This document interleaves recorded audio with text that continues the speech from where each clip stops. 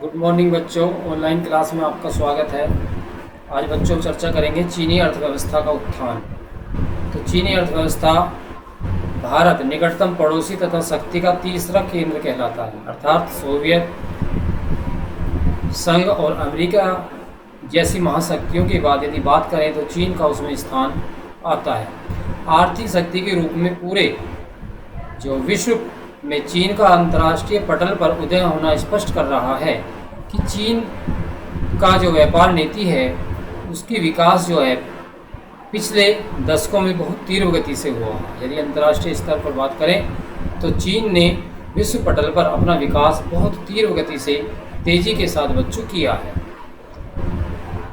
आर्थिक सुधारों तथा स्वतंत्र व्यापार के साथ चीन तीव्रता से विकास के पथ पर अग्रसर है और विश्व पटल पर आज जो बच्चों चीन है वह अपने आर्थिक सुधारों तथा स्वतंत्र व्यापार के साथ निरंतर आगे बढ़ रहा है।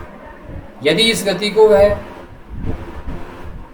के साथ साथ आर्थिक नीतियों से भी विश्व बाजार में आधिपत्य स्थापित कर रहा है तो वह दिन दूर नहीं है कि जब विश्व पटल पर वर्ष 2000 तक जो चीन है अमेरिका की जो शक्ति है, जो पावर है, तो यानी कि जो अमेरिका की श्रेणी है विश्व पटल पर प्रथम श्रेणी, तो उसी श्रेणी में अमेरिका भी पूरे विश्व के साथ साथ चीन भी हमें विश्व पटल पर खड़ा दिखाई देगा। क्योंकि आज हम देखते हैं बच्चों जो चीन के जो बनाए गए उपकरण हैं, विशेष रूप से हम भारत में बात करें तो आप देखेंगे चाइनीज़ मोबाइल, चाइनीज़ खिलौने और विभिन्न प्रकार के आइटम हमें भारतीय मार्केट में बच्चों देखने के लिए मिलते हैं।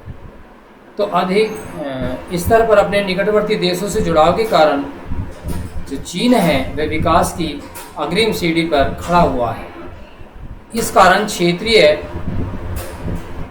विषय उसका बहुत प्रभाव डाल रहे हैं। चीन की विशालतम जनसंख्या, बड़ा भूभाग, अच्छे संसाधन, क्षेत्रीय अव्यवस्थित तथा राजनीतिक प्रभाव आर्थिक वृद्धि के साथ मिलकर चीन के प्रभाव को आगे तथा निरंतर आगे बढ़ा रहे हैं। इससे तात्पर्य है कि बच्चों चीन की जो जनसंख्या है वह विश्व में पटल पर यानी कि प्रमुख राष्ट्र हैं उनमें से नंबर 1 पर चीन की जनसंख्या अधिक होने के बावजूद भी, नंबर 1 पर होने के बावजूद भी वह तीव्र गति से आगे क्यों बढ़ रहा है? उसके पास बच्चों अच्छे संसाधन है,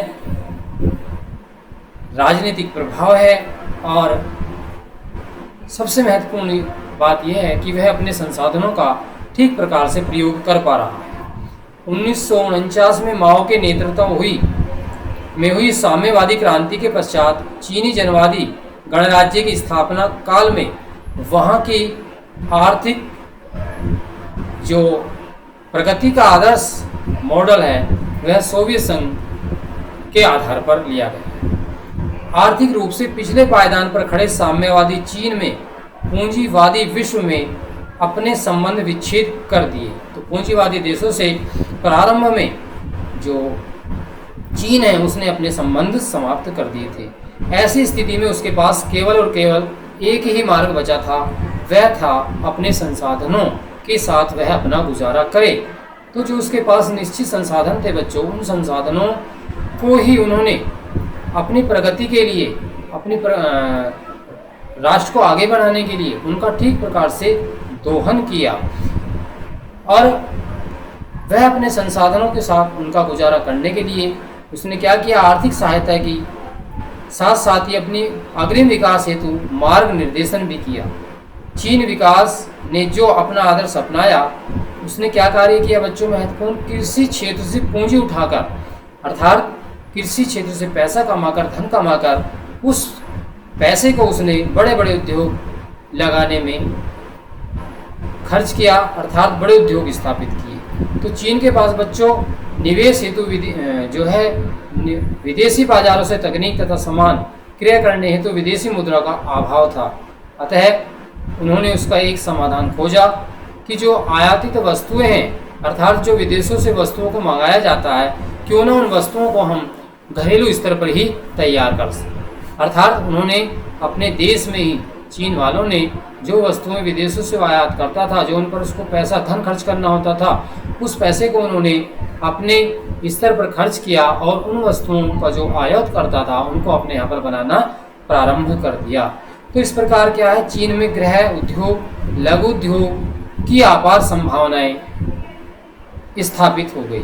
तो इस मॉडल के द्वारा उसने अपनी अर्थव्यवस्था को स्थापित करने के लिए, आधार बनाने के लिए समस्त संसाधनों का प्रयोग करते हुए चीन ने अपनी आर्थिक व्यवस्था को मजबूत किया।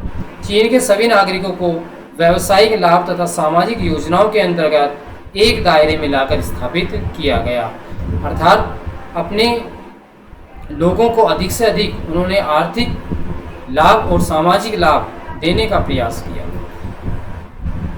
चीन द्वारा अपने नागरिकों को शिक्षित करने तथा उन्हें स्वास्थ्य सुविधाएं देने तथा अन्य राष्ट्रों से आगे बढ़ने में उन्होंने अपनी महत्वपूर्ण भूमिका अदा की। अर्थात यदि हम संक्षेप में बात करें तो इससे कहने का और समझने का तात्पर्य बच्चों ये है कि चीन ने अपने नागरिकों को शिक्षित किया, उनको अन्य देशों के मुकाबले अधिक स्वास्थ्य सेवाएं दी। तो इससे उनका अर्थव्यवस्था का जो विकास था बच्चों वो 5 से 6% की दर से बढ़ता गया। यहाँ यह पूरे विश्व पटल पर कार्य जो था उसका वास्तव में एक प्रशंसा के योग्य था, किंतु जनसंख्या में 2 से जो प्रतिशत वार्षिक वृद्धि की दर थी वह अभी भी आर्थिक विकास को बच्चों क्या कर रही थी, रोक रही थी। कृषि की उत्पत्ति उद्योग को आवश्यकता अनुसार अधिशेष प्रदान नहीं कर सकती। सोवियत संघ के राज्य नियंत्रण आर्थिक संकट के समान ही चीन को आर्थिक संकट का सामना करना पड़ा था। जिस प्रकार सोवियत संघ को एक समय में आर्थिक संकट का सामना करना पड़ा, ठीक उसी प्रकार चीन को भी बच्चों आर्थिक समस्या का, आर्थिक संकट का सामना करना पड़ा। इसके औद्योगिक उत्पादन विकास की जो तीव्रता थी वह संतोषजनक नहीं थी। विदेशी व्यापार लगभग नहीं के बराबर था, ना के बराबर था। प्रति व्यक्ति आय भी बच्चों बहुत कम थी। अर्थात जैसे वर्तमान में बात करें प्रति व्यक्ति आय की, तो भारत की भी प्रति व्यक्ति आय बच्चों बहुत कम है। इसके बाद बच्चों उन्होंने 1970 के दशक में चीनी नेतृत्व में एक बड़े तथा नीतिगत निर्णय लिए गए। चीन ने अमेरिका में से संबंध स्थापित कर अपने अंतर्राष्ट्रीय राजनीति का एकांतवास समाप्त किया। अर्थात अब तक उसने अपने राजनीतिक संबंध किसी देश से नहीं बनाए हुए थे, तो 1970 के दशक में उसने अपने जो संबंध हैं वह अमेरिका के साथ बच्चों स्थापित किए। 1973 में प्रधानमंत्री चाओ एन लाई ने कृषि उद्योग, सेना तथा विज्ञान प्रौद्योगिकी के क्षेत्र में आधुनिकीकरण के 4 प्रस्ताव प्रस्तुत किए, जिससे उनका आर्थिक विकास तेज गति से आगे बढ़ा। 1978 में तत्कालीन नेता देंग श्याओपेंग ने चीन में खुले सुधारों तथा आर्थिक सुधारों तथा खुले द्वार की नीति की घोषणा की। अर्थात सभी के साथ उसने आर्थिक रूप से संबंध स्थापित किए, विदेशी पूंजी तथा प्रौद्योगिकी के निवेश से उच्चतर उत्पादकता को प्राप्त किया। बाजार मूलक अर्थव्यवस्था को अपनाने के लिए चीन ने अपना अलग अलग तरीका विश्व के समक्ष प्रस्तुत किया। चीन ने शौक थेरेपी को आदर्श बनाने के स्थान पर अपनी अर्थव्यवस्था को चरणबद्ध तरीके से खोला। अर्थात अपनी अर्थव्यवस्था को